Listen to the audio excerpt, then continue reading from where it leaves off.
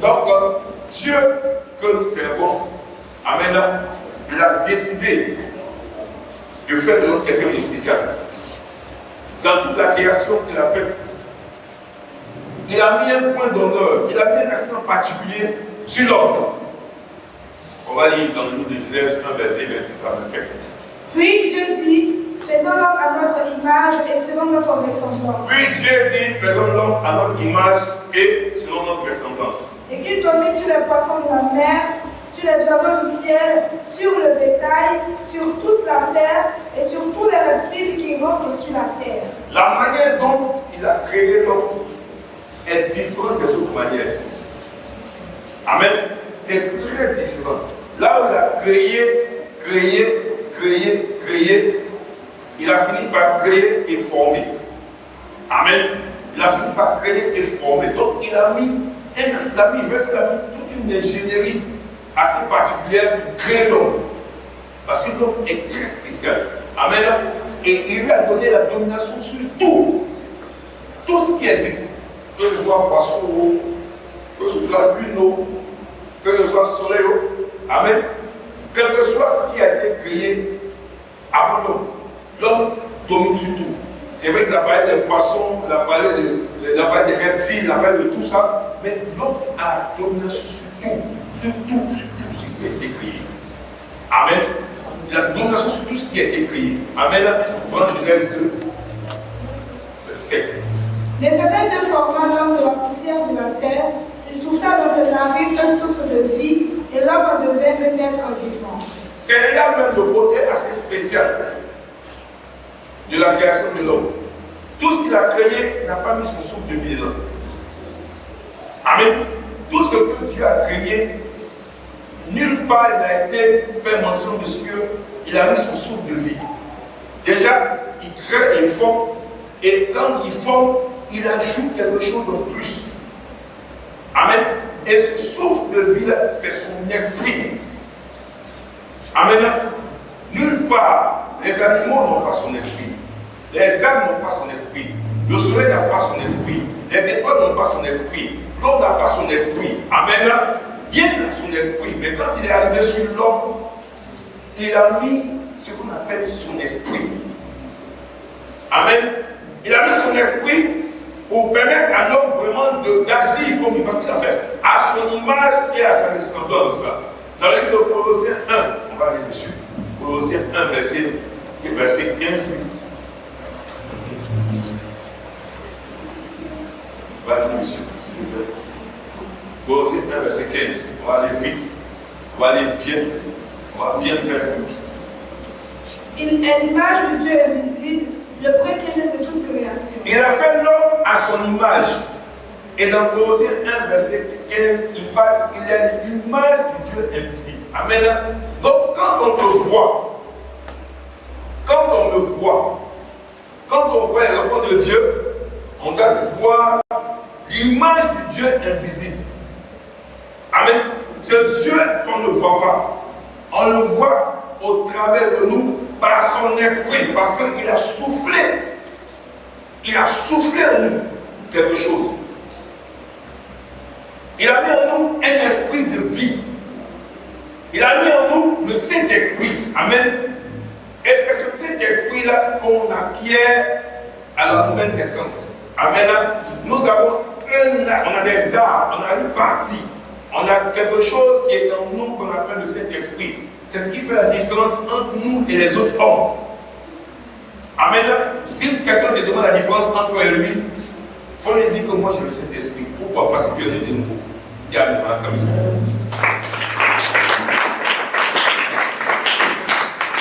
Donc c'est l'Esprit de Dieu qui fait de nous des personnes assez spécifiques. Et l'Esprit qui nous a donné, comme on est en train de voir, c'est cet esprit-là qui nous permet et qui nous autorise, qui nous donne la force pour le servir. Amen. Parce que quel que soit ce que tu veux servir, que ce soit un homme, que ce soit un esprit, il faut que tu aies l'esprit de la personne pour faire comme il veut. Amen. Tu veux servir Dieu, tu es obligé d'avoir son esprit. Parce que si tu n'as pas son esprit, tu vas dégamer. Amen. Si tu n'as pas son esprit, tu vas aller ramer à bon courant. Amen. Si tu n'as pas son esprit, tu vas aller faire des choses qui ne sont pas dans sa volonté. La preuve, d'ailleurs, c'est quand il dit quoi? Vos pensées ne sont pas mes pensées. Il dit que votre esprit n'est pas mon esprit. Amen. On n'a pas la même pensée. Mais on a la même pensée lorsqu'il souffle en nous. Et quand il souffle en nous, il nous donne la possibilité d'agir dans la même volonté que lui. Amen. Nous sommes à son image et à sa ressemblance pour pouvoir le servir. C'est pourquoi il a insisté devant Pharaon. Il dit à Pharaon, laisse mon premier-né partir. Regarde le premier-né, c'est parce que son premier a son esprit. Amen. Il te donne son esprit pour que tu le serves. Donc quand on est de nouveau, amen, nous devons comprendre qu'il a mis en nous son esprit. Sans son esprit, je vous dis la vérité, c'est impossible de le servir. Dis-moi qui tu veux servir. Tu as pas ton travail, tu as besoin d'avoir son esprit. À force de le côtoyer, l'esprit d'entreprise qu'il a, ou bien le projet qu'il est en train de faire, tu vas finir par avoir cet esprit. Pour agir comme lui. Et quand il va t'envoyer, tu vas dire comme lui. La Bible, quand Jésus envoie des gens, il les envoie et donne lui, il a fait quoi? Il lui a donné son esprit encore. Parce qu'il partage l'esprit de Dieu. Le pouvoir, on appelle les fonctions, on appelle des services, on appelle des gloires. C'est pas ça? Donc, on va comprendre que c'est l'esprit de Dieu même qui nous aide. La Bible dit quoi? Dans le livre de Zacharie 4, verset 6. Ce n'est ni par notre force, ni par notre intelligence, mais c'est par son esprit, dit le Seigneur. C'est pas ça. Zorobabel a monté, vous savez, quand quelqu'un fait un travail de Dieu, il faut qu'il ait l'esprit de Dieu. Moïse a pu conduire le peuple, sortir le peuple d'Égypte parce qu'il avait l'esprit de Dieu. Quand il a rencontré Dieu, Dieu lui a donné son esprit. Avant 80 ans, il n'avait pas l'esprit de Dieu. Là, il a essayé, c'est pas passé. Mais quand Dieu l'a pointe, quand Dieu lui a donné son esprit, il a pu aller faire ce qu'il a cherché à faire à 40 ans et ça a réussi. Amen. Amen. Que dit les gens qu'on appelle comme Samson? Samson, quoi? Oh, tu peux prendre un petit truc, une petite mâchoire et tu frappes une personne. Quand l'Esprit de Dieu ne l'avait pas encore saisi, quand il voit lui juge 13, verset 27, c'est à partir de ce moment qu'il est devenu fort. Pour servir Dieu. Parce que c'est vrai que Dieu a dit beaucoup de choses, mais Dieu, quand l'Esprit a commencé à l'agiter, l'Esprit l'a saisi. Il a commencé à faire beaucoup de choses. Tous ceux qui ont servi Dieu et qui ont pu bien le servir, l'ont servi avec son esprit. Si tu n'as pas l'esprit de Dieu, tu vas faire tes dégâts. Amen. Tu ne pourras même pas agir dans la volonté de Dieu. Voilà pourquoi il nous donne son esprit. Nous sommes à sa ressemblance. Nous sommes à son image et à sa ressemblance pour pouvoir agir dans sa volonté. Comment faire la volonté de quelqu'un si tu n'as pas son esprit? Comment agir dans la volonté de quelqu'un sans que tu n'as pas son esprit? Comment être agréable à quelqu'un si tu n'as pas son esprit? Et en particulier quand c'est de Dieu. Donc, l'esprit de Dieu ici, il nous a donné dans Genèse 1, verset 22, dans Genèse 2, verset 7, nous amène à comprendre que son esprit joue un rôle essentiel.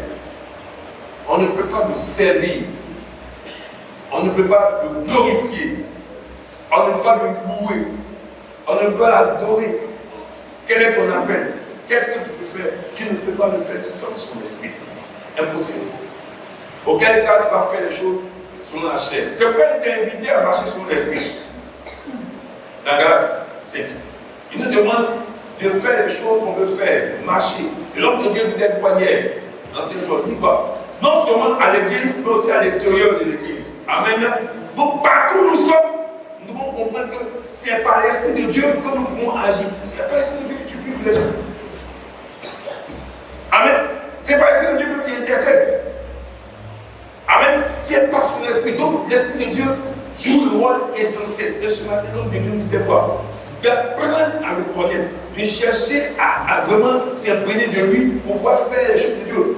Et quand on peut faire ce qui est bon, agréable et parfait, selon Romains 12, il faut comprendre que tu as tout l'esprit de Dieu.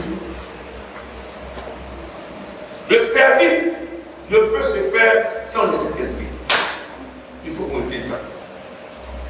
Si on retient que le service ne peut se faire sans l'esprit, alors on a fait une grande marche, on a fait de grands pas, et pas légers. L'esprit de Dieu. Tout chrétien qui naît de nouveau, Dieu lui donne son esprit. Comme je le disais, comme je le dis souvent, à moins que tu ne sois pas né de nouveau, là c'est autre chose.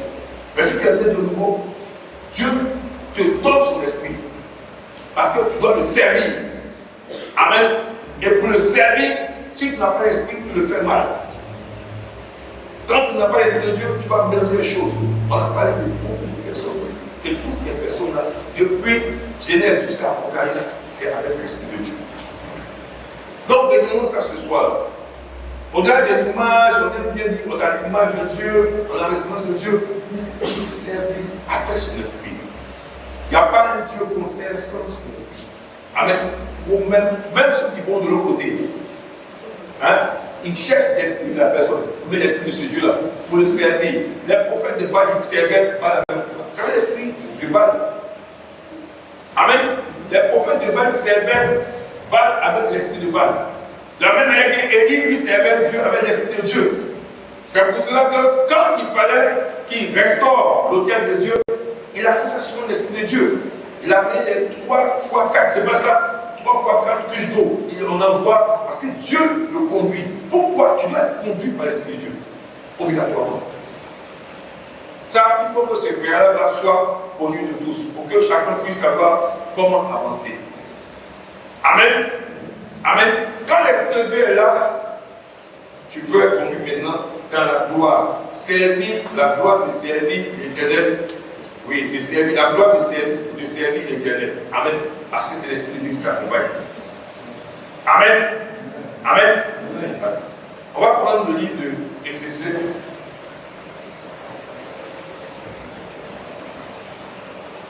Éphésiens chapitre 4, verset 11 à 12.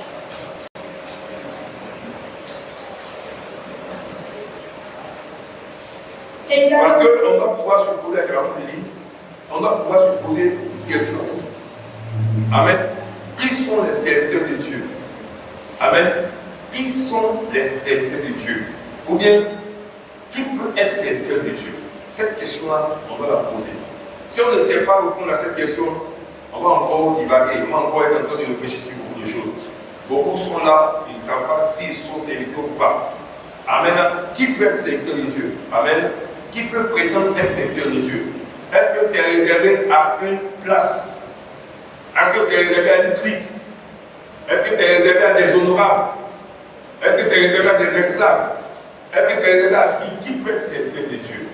C'est une question à laquelle il faut qu'on réponde tous. Amen. Et dans cette question-là, on prend Éphésiens. On prend Éphésiens 4 versets.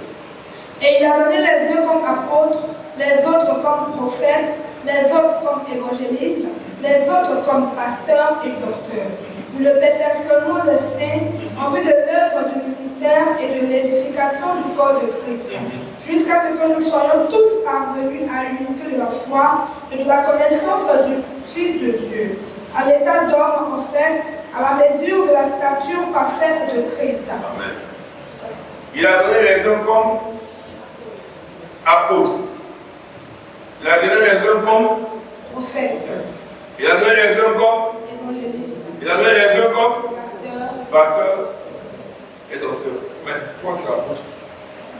Pas tu es prophète. Qui est prophète ici? Toi.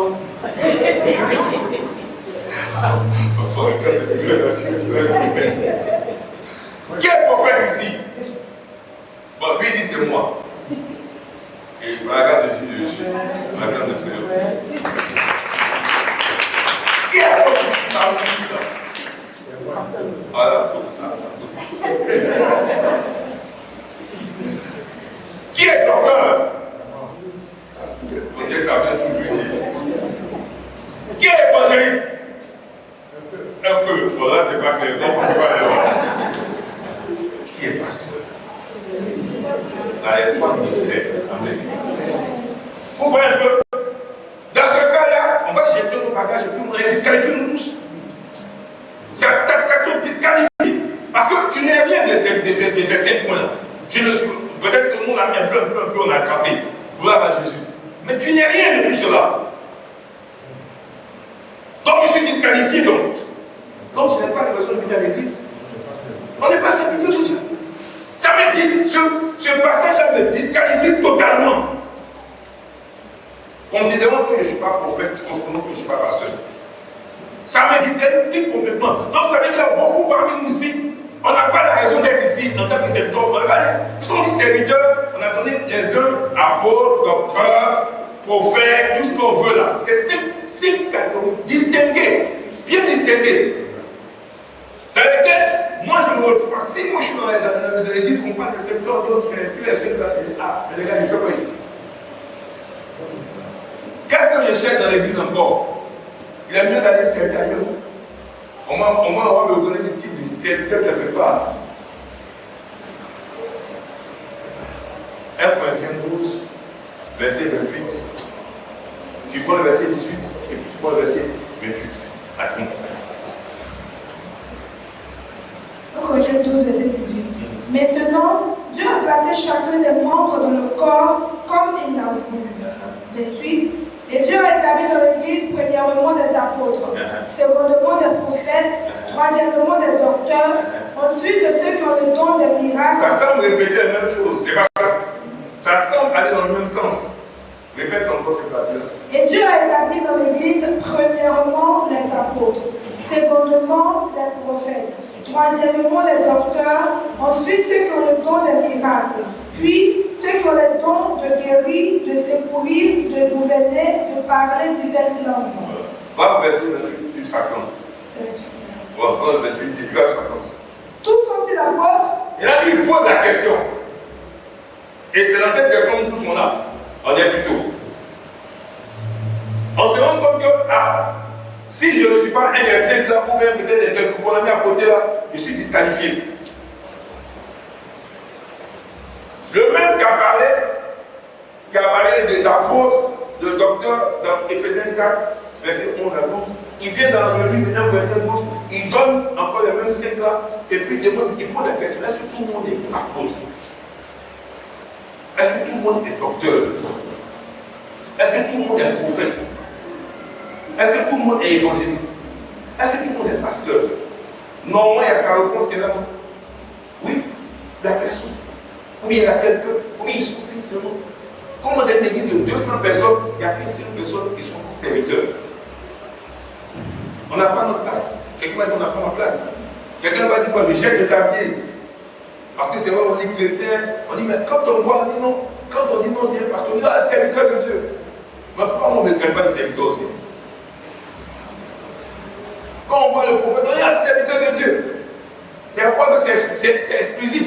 Ça veut dire que c'est réservé à une clique, à quelques, peut-être 5 personnes, peut-être 10 personnes. Et c'est que tout le monde dit, voilà les pasteurs, voilà les... Ah, c'est vous les pasteurs, c'est vous les serviteurs de Dieu. Quand on dit serviteur de Dieu, même le gars vient, il fait un peu la couche, la messe. C'est exclusif. Alors que dans la réalité, on va comprendre que s'il y a une tête, c'est le corps. Amen. Parce que la tête sert le corps, mais les bras aussi servent le corps. Les pieds aussi servent le corps. Amen. Tout dans le corps sert. Est-ce que dans le corps, il y a quelque chose qui est inutile? C'est la question qu'on se pose. Si on a réservé seulement qu'à la tête, on a dit, ah, voici les hommes de Dieu. Ces 5 personnes-là, le reste du corps sert à quoi? Et le reste du corps sert à son utilité. Amen. Nous devons savoir qu'en dehors de ces 5 corps-là, de ces 5 titres-là qu'on a, apôtres, docteurs, prophètes, tout ce qu'on veut dire là, amen, amen, la Bible regorge, la Bible est pleine d'histoires de personnes qui ne sont ni pasteurs, mais que Dieu a appelé ses serviteurs. Ils ne sont pas pasteurs. Dites-moi, est-ce qu'on a dit que, à part ces... Les gens ne sont pas pasteurs, on est appelés serviteurs. Pourquoi tu les fais serviteurs? Un homme Job, il était serviteur. Dites-moi, est-ce que Job était prophète? Est-ce que Job était pasteur? Laisse-moi Job. Allez, Job est prophète. Est-ce que l'un d'abord, vous êtes animateur, était docteur, pasteur, prophète? C'est pas une affaire d'acte 13, où on parle des propos, du canon, c'est pas ça. Hein? Niger, c'est pas ça. Là, on a bien défini ceux qui sont des cinq ministères. Une femme comme Ruth, comme ça, elle était prophétesse. Ruth, elle était prophétesse. Est-ce qu'elle était prophétesse? Est-ce que cette dame-là, Abigail, était prophétesse? Même qu'elle a donné peut-être un nom pour elle a donné une parole comme ça. C'est les serviteurs de Dieu.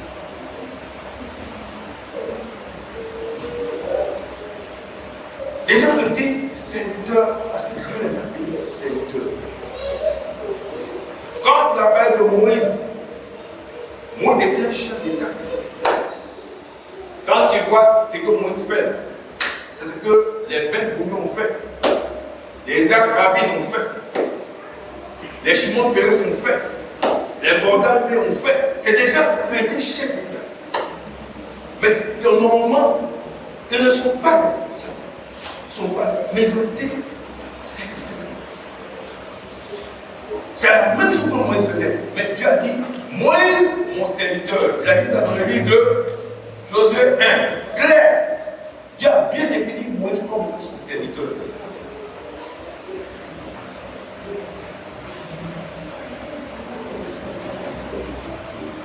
Ces gens étaient des rois. Dieu les appelle serviteurs. Voilà un gars comme Cyrus. On va prendre Isaïe 45. Il a dit quoi? Qui va prendre ça, Isaïe 45?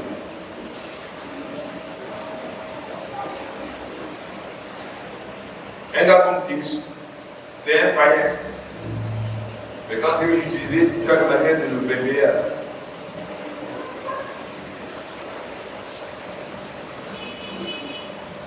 C'est un roi.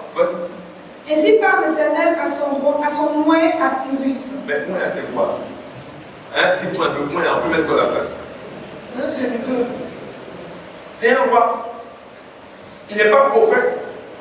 Il n'est pas docteur. Il n'est pas apôtre. Il n'est pas évangéliste. Il n'est pas pasteur. Mais Dieu dit voici mon nom. Donc Dieu lui a donné son esprit. Pour qu'il le serve. On a dit quoi tout à l'heure? Pour servir Dieu, il faut que tu aies son esprit. Donc Dieu lui donne, Dieu lui communique son esprit. Dieu change, Dieu le change son feu. En lui donnant, il dit quoi? Dieu dit quoi? Il n'a pas dit, il dit mon, Dieu le possède. Amen. Dieu dit mon c'est possessif. Dieu dit c'est mon nom. On va dire c'est son serviteur. Amen. Cyrus est un serviteur de Dieu. Quelle vie de Néhémie? Néhémie avait quel titre? On dit c'est des chansons. Hein? On dit alors j'étais, on a vu ça ici, alors j'étais une chanson du roi. Tu vois ça? Elle est chanson.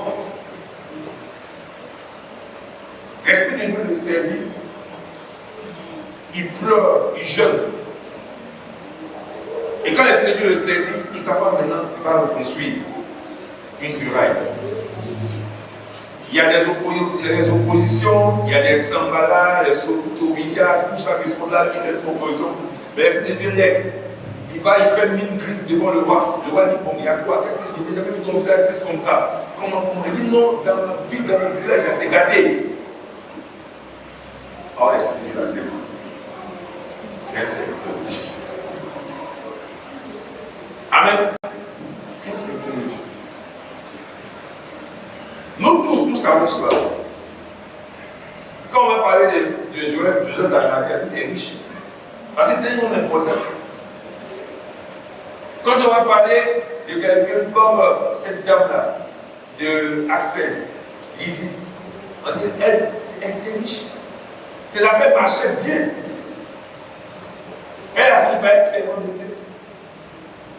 Je ne sais pas dans Romains 16 dont on parle souvent là. Je ne sais pas quel était déjà. On n'a pas dit quelqu'un était apôtre dedans, quelqu'un était pasteur. Mais quand Paul parle de ces personnes-là, ils ont posé, ils ont travaillé, ils ont servi. Parce que Paul, qui a l'esprit de Dieu, il dit, je parle plus pendant que tout le monde. Quand il voit ces personnes-là, il les respecte. Amen. Quand Paul voit ces gars-là, on les fait quoi? On dit qu'elle était diaconesse.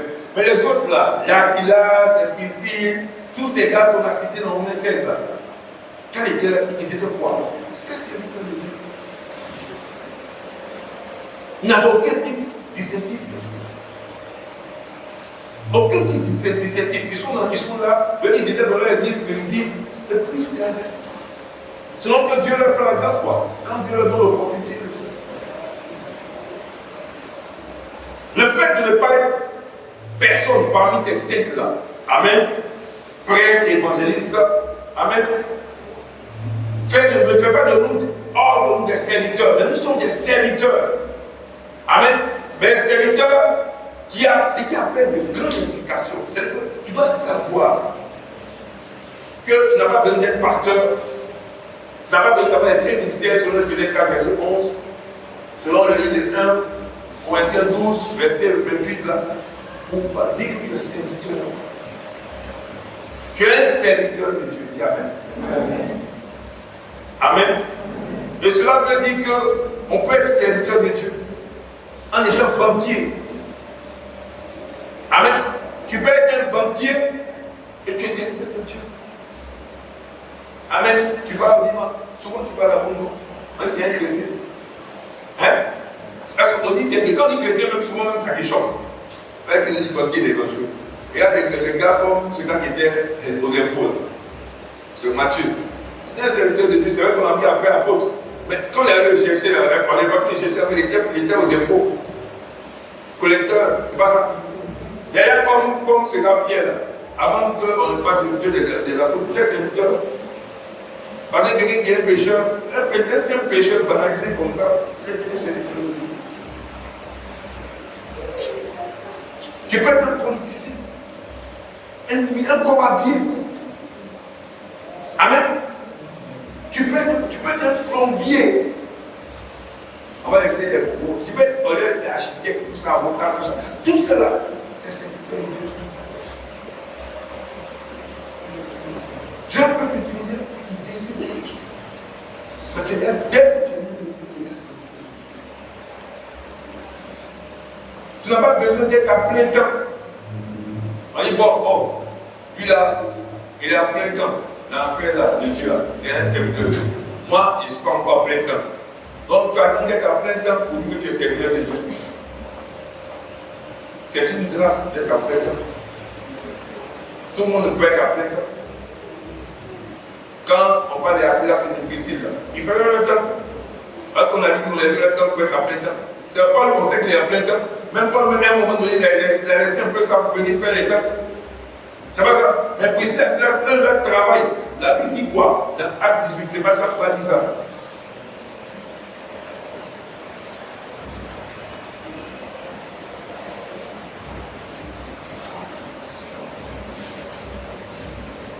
Acte 18. Après cela, Paul partit d'Athènes et se rendit à Corinthe. Il y trouva un juge nommé Aquilas, originaire du Pont, récemment arrivé d'Italie avec sa femme Priscille, parce que Claude avait ordonné à tous les Juifs de sortir de Rome. Il se lia avec eux. Et comme il avait le même métier, il demeura chez eux et il travailla, était faisant de tentes. Quand tu lis cette partie-là, et quand tu vas lire Romains 16, tu te rends compte que c'était des serviteurs de Dieu. On parle de dans Romains 16. Amen. On parle de Romains 16 comme étant des serviteurs. Leur travail, il n'était pas à plein temps.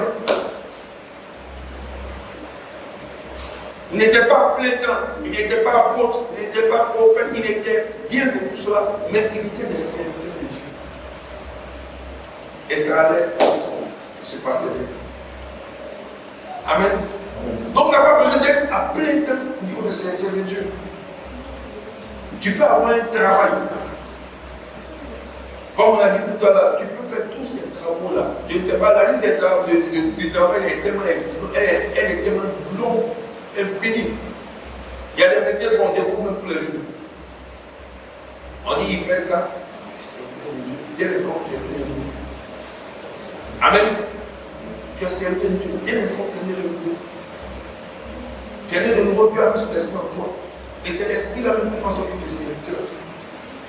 C'est que, de facto, dès que l'esprit de Dieu, Quand tu viens de nouveau, de facto, tu es serviteur de Dieu. Il n'y a pas de pasteur, il n'y a pas docteur, il n'y a pas de tu es serviteur de Dieu. Amen. Dieu te verra comme son serviteur parce que tout simplement, tu es né de nouveau. Amen. Donc il est important de prendre connaissance de toutes les personnes que Dieu a appelées serviteurs. On a cité beaucoup de noms. La liste elle est longue. Hein? Ce n'est pas tous ceux qui sont mentionnés dans la Bible qui sont à ce niveau-là et ce ministère. Mais chacun avait ça. Je ne sais pas, les soldats qui étaient à côté de David là. Quel était le titre? Il n'était pas roi. David même là. On ne dit même pas que son titre. Il est seul quelque part, il est roi quelque part, il est mon serviteur quelque part. Dieu a dit ça, c'est pas ça. Mais ces gars qui étaient à côté là, le fait qu'ils servaient à côté de David, c'était les serviteurs de Dieu. C'est Dieu. Il faisait quoi? Est-ce qu'il ne faisait pas ce que David faisait? Oh, David servait Dieu. Il dit la liste, elle est claire, non exhaustive.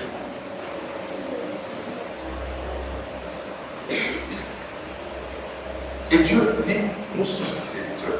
On va définir un peu le cadre serviteur. Amen. Il faut qu'on trouve une définition à ce caractère de serviteur. Il y a deux volets qu'il faut prendre. Le premier volet, un serviteur est quelqu'un qui réalise des souhaits, les projets et la vision d'une autre personne. Ça, c'est le premier volet du service. J'ai dit bien les souhaits,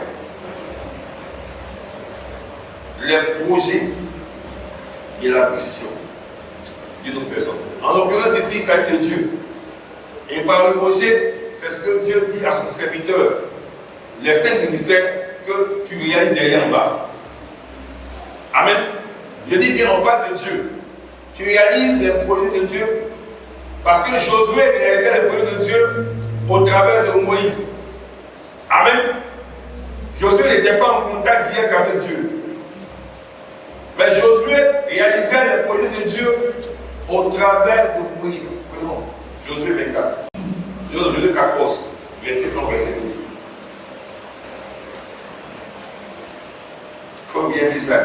Si Dieu le permet, on va prendre encore d'autres jours. Josué 14, verset 1, verset 12. Verset 1, verset 12. Voici ce que les enfants d'Israël ont reçu en héritage dans le pays de Canaan. Voici ce que les enfants d'Israël ont reçu en héritage au pays de Canaan.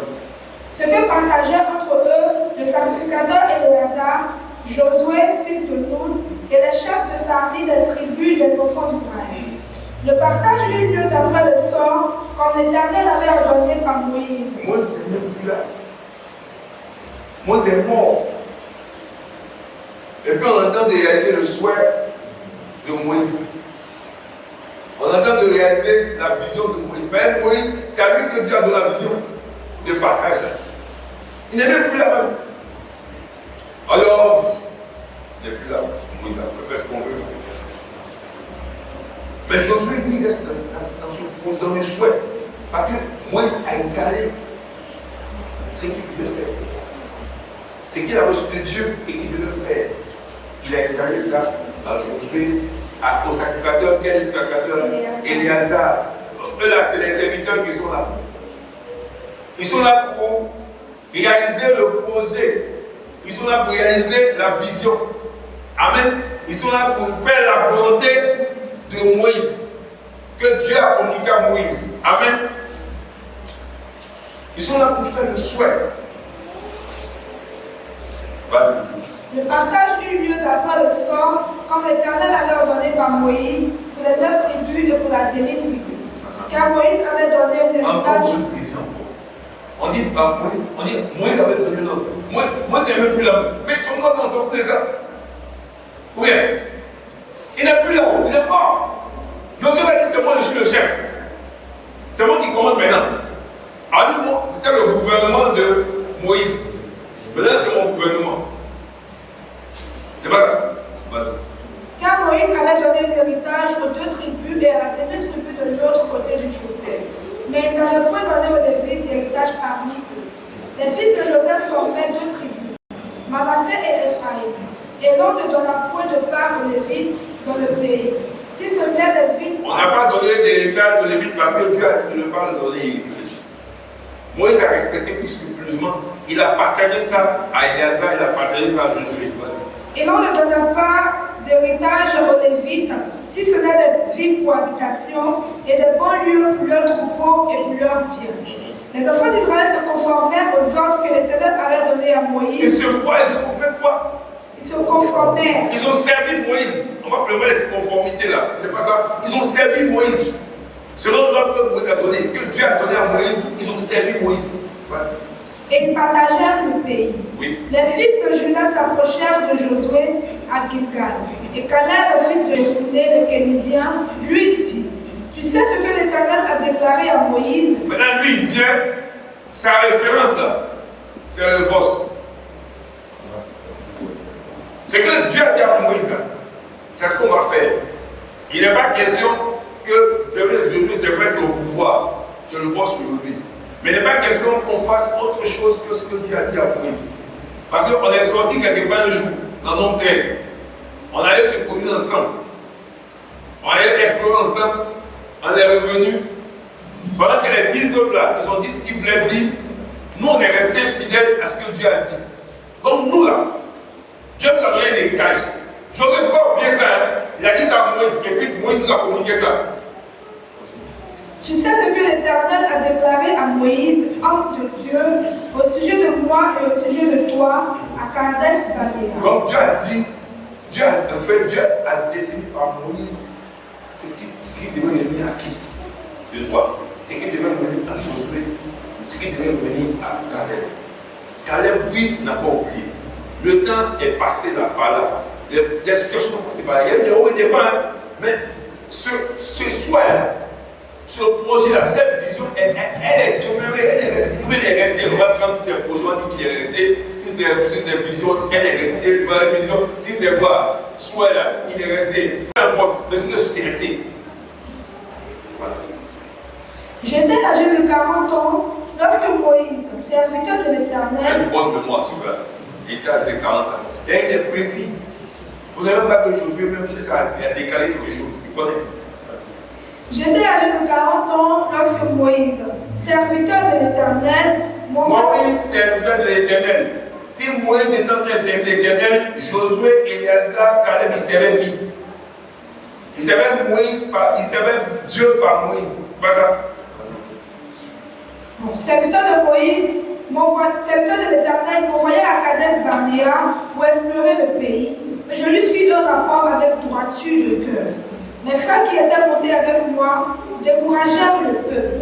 Mais moi, je suivis pleinement la voie de l'Éternel, mon Dieu. Ce jour-là, Moïse jura en disant: Le pays que ton pied a foulé sera ton héritage à perpétuité, pour toi et pour tes enfants, parce que tu as pleinement suivi la voie de l'Éternel, mon Dieu. Maintenant, voici.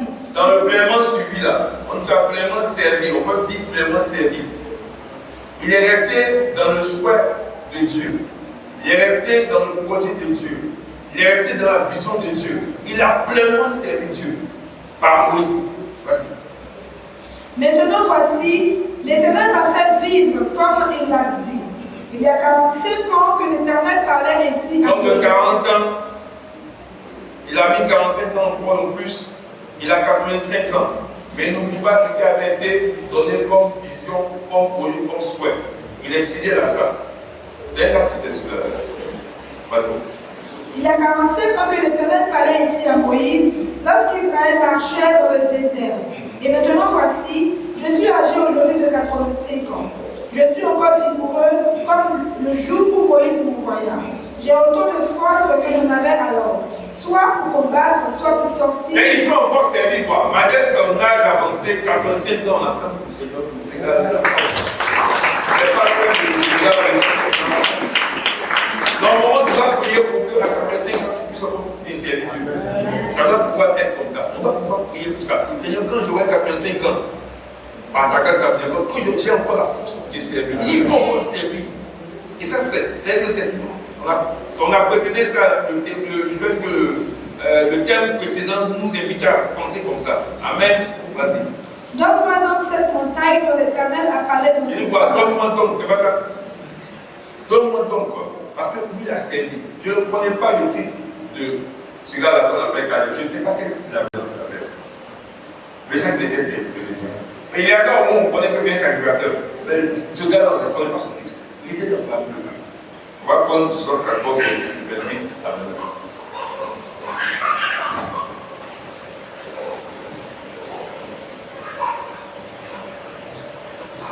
Vous avez entendu que je vous ai dit, je m'en vais et je reviens vers vous. Il parle. Le serviteur des serviteurs. Vas-y. Si vous m'aimiez, vous vous réjouiriez de ce que je fais au Père, car le Père est plus grand que moi. Et maintenant, je vous ai dit ces choses avant qu'elles arrivent, afin que, lorsqu'elles arriveront, vous croyez. Je ne parlerai plus guère avec vous, car le prince du monde vient et n'a rien en moi. Mais afin que le monde sache que j'aime le Père et que j'agis selon l'ordre que le Père m'a donné, levez-vous, partons d'ici. Chapitre. Non, frère, ça, il a donné un travail à faire. Amen. Il a donné un travail à faire. Il devait donner service. Lui, il va partir, c'est vrai, mais il va donner un travail à faire. Et ils sont obligés de faire ça. Ils sont obligés de respecter son souhait. Amen. Ils sont obligés de marcher dans la vision qu'il a tracée.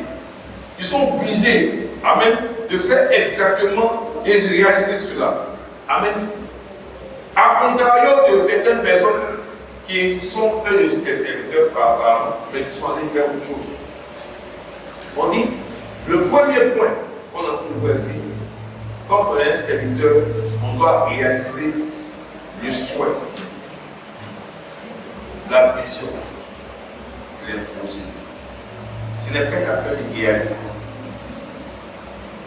Parce que son maître lui refuse quelque chose là-bas. Lui, il ne va pas réaliser le projet, la vision, le souhait de son maître. Le premier critère qui doit nous interpeller chaque fois quand on sert Dieu, il y a une vision, il y a un projet. Et tu as la charge de réaliser ça. Amen. De par le serviteur de Dieu que Dieu a établi sur nous, nous sommes censés le faire. On dit qu'il doit réaliser. Tu es né de nouveau. Dieu t'a fait la grâce, il nous a fait toute la grâce d'avoir son esprit. C'est pour réaliser les projets qu'il confie à son serviteur. D'autant plus que nous aussi, nous sommes des serviteurs. Je ne dirais pas sous-serviteur, ça ne fait pas de toi un sous-serviteur. Mais Dieu t'a qualifié d'un domaine. Tout à l'heure, on a pensé qu'on était disqualifié. Parce qu'on a donné les 5 là, non, chacun peut prendre ses bagages sortis, non. Mais Dieu te donne de réaliser quelque chose dans cette église. Ou bien là où tu es. Parce que tu le sais.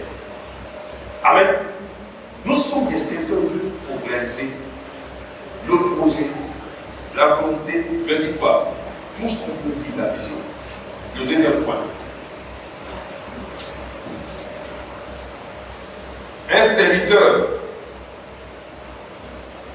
c'est quelqu'un qui sert dans l'intérêt ou bien les intérêts d'un autre. Vous avez servi l'intérêt de quelqu'un. Le mot intérêt même là, c'est un grand mot. Dans la vie dans laquelle nous sommes aujourd'hui, chacun cherche son intérêt. Quand on fait les deals, on fait les affaires, chacun veut chercher son propre intérêt. Ce gars-là, dans les 12, qui en a parlé de lui, vers la fête, ce homme riche là, il faisait les choses dans son propre intérêt. Mais c'est ce qui l'intéressait. S'il ne faisait pas les choses dans son propre intérêt, Dieu allait avoir sa part dedans. Amen. Ce riche qui a dit, mes terres ont beaucoup donné, j'ai beaucoup fait les choses, ça a bien marché pour moi. Oui, je dis à mon âme, je dois pouvoir. Il a fait les choses dans son propre intérêt, pas dans l'intérêt de Dieu. Alors que quand tu es un serviteur, tu dois être quelqu'un qui sert les intérêts de Dieu. Jean 9, 4.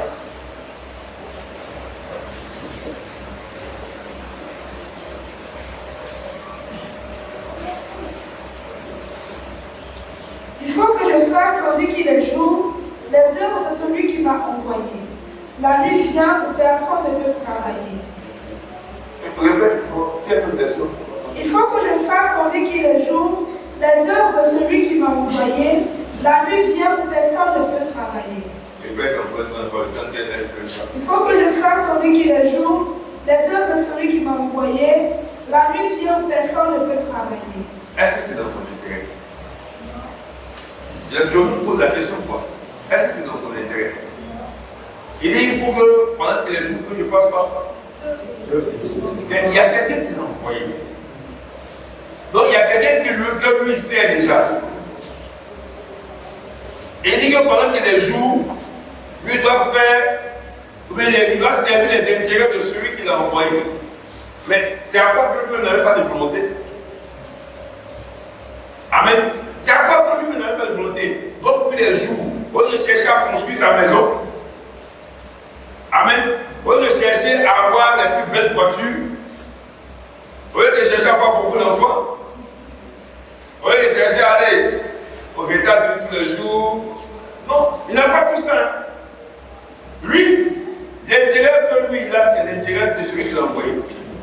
Il est scotché sur lui. Il n'est pas question pour lui de regarder à gauche ou de regarder à droite. Non, non, non, non.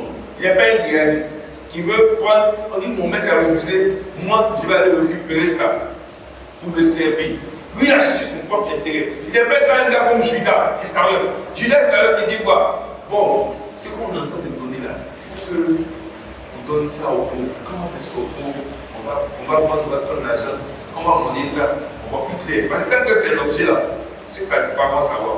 Mais quand vous avez une monnaie là, quand la craper un peu dedans, on met dans la poche pour l'avancer. Jésus dit que lui, il doit faire les œuvres de celui qui l'a envoyé. Son intérêt, il n'a aucun intérêt dedans. On croyait qu'il n'avait aucun intérêt, c'est ce qu'il veut dire. Amen. On croyait qu'il n'avait aucun intérêt. J'ai qu'il avait intérêt dedans. Parce que hier, on a parlé des gens qui savent. Hein? Vas-y.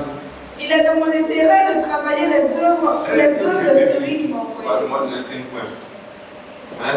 C'est l'intérêt que sorti. Comme le mot est sorti, il va avoir 5 points. Il est quoi? Dans mon intérêt. Il dit il est dans son intérêt. Est-ce que toi, tu connais ton intérêt? Est-ce que nous connaissons notre intérêt? Il dit il est dans mon intérêt.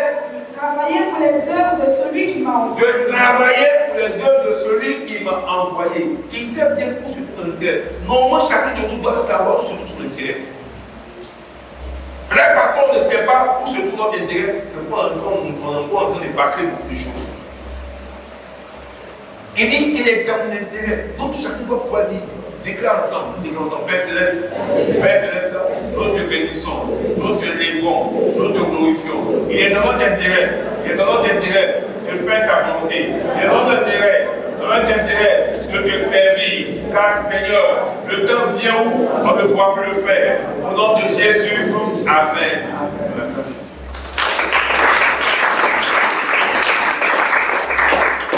Il dit que c'est son intérêt.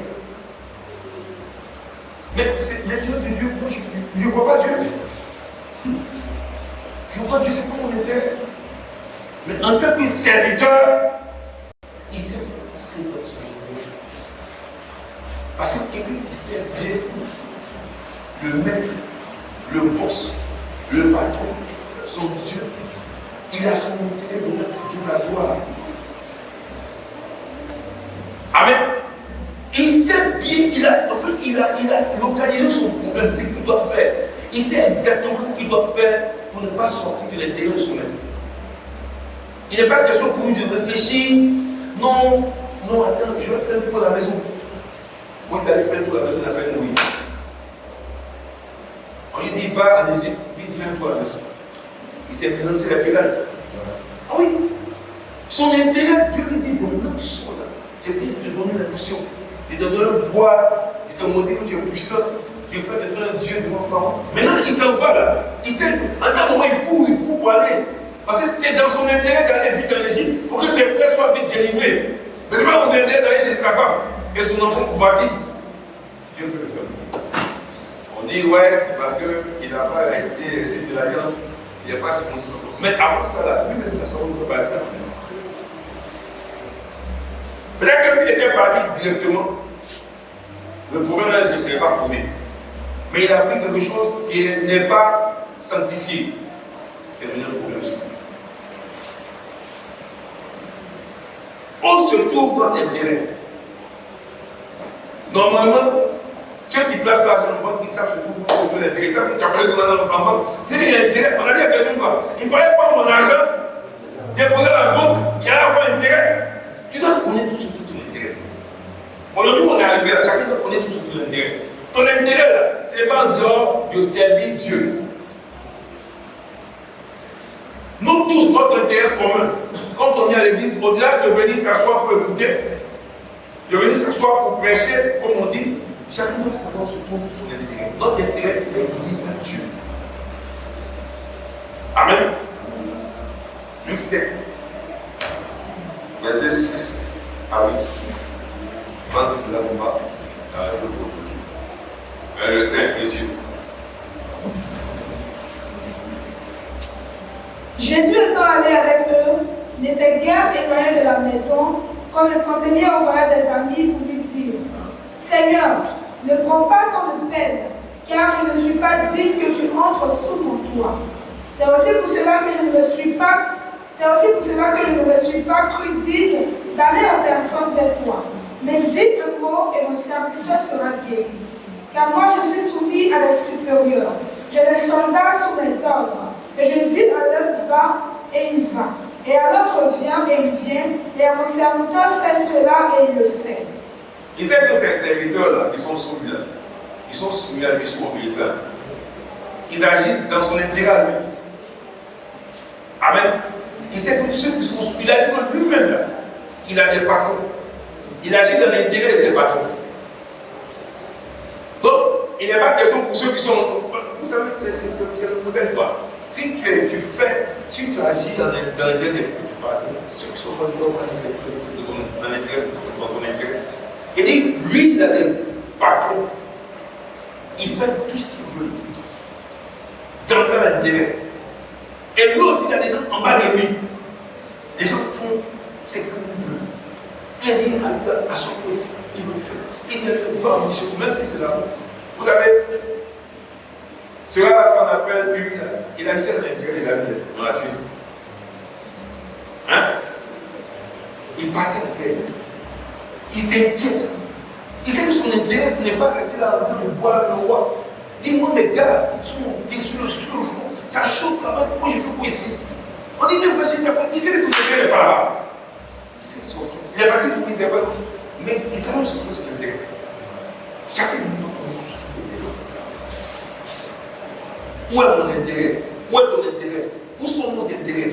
Et on réfléchit par rapport à ça. Si on va pouvoir comprendre que nous sommes des serviteurs ce soir, réfléchissons ensemble. Les projets de celui qu'on sert, on doit réaliser ça.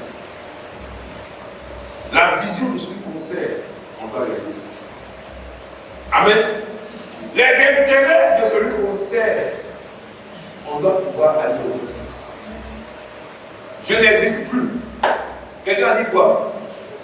On a vu ça avant. Si le Fils n'est plus moi qui vis, c'est Christ qui vit en moi. Mais ce gars, il sait qu'il n'a plus d'intérêt à penser à lui-même. Il sait que son intérêt, c'est de penser à Dieu. Il sait que c'est de penser à Christ. Parce que c'est pour lui et par lui que tout ce qu'on fait. Et c'est pour lui qu'on agit. Et quand tu vas prier quand tu vas prier pour chaque monde, en mon nom, il faut faire comme les filles de Séba. Ils ont agi dans les intérêts. Les filles de Séba ont agi dans les intérêts. Ils sont validés au nom de Jésus que Paul presse. On a mélangé toutes les choses là-bas. C'est plus c'est Jésus, c'est Paul qui est Dieu, qui a donné sa vie. Tout est mélangé. On les a frappés. C'est dans l'intérêt de Dieu. C'est dans l'intérêt de Jésus. C'est dans l'intérêt de l'homme de Dieu qui est passé sur toi. Parce que nous aussi nous obéissons. Moïse a obéi, même ça dans Josué 14. Moïse obéit à Dieu et il laisse des consignes. Et dans l'intérêt de Dieu, les gens agissent. Il n'était plus là depuis longtemps. Amen.